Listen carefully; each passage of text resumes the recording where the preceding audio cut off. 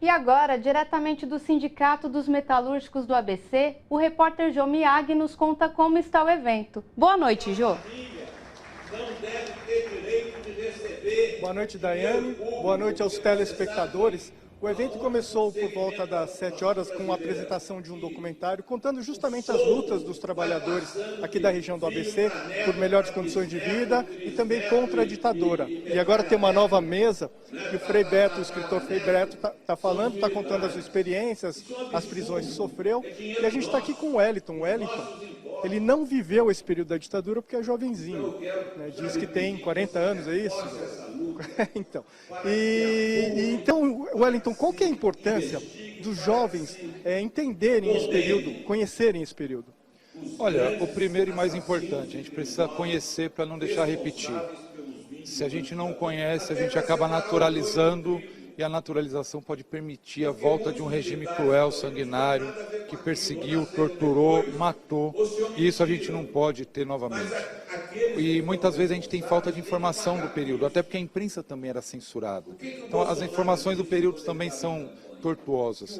Então esse tipo de evento, esse tipo de atividade, ele nos serve para ouvir quem viveu as experiências da época, a gente ter clareza o que foi aquela época, tanto em termos de cerceamento de liberdade, de perseguição, mas também de corrupção, de prejuízo aos trabalhadores em termos econômicos, piora da qualidade de vida. Então foi muito custoso a gente chegar onde chegamos. E até o fato de rememorar isso é uma homenagem àqueles que lutaram, àqueles que deram a vida, àqueles que desapareceram e nos permitiu chegar no ambiente democrático que a gente tem hoje.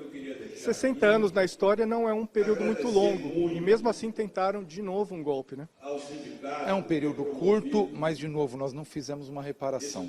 O caso da Volks, que foi debatido aqui hoje, ele é um caso de reparação, é um caso inédito, mas que a gente precisa procurar outras empresas para que também façam a reparação, e o Estado deve uma reparação.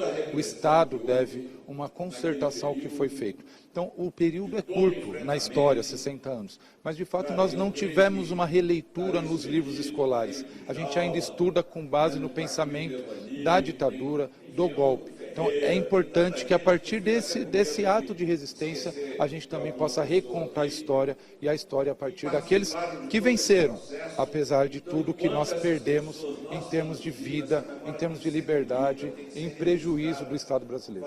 Além do período de repressão, a gente teve carestia, inflação, um desenvolvimento econômico não muito bom, né?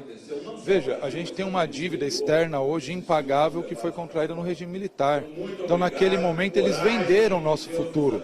E nós herdamos o quê?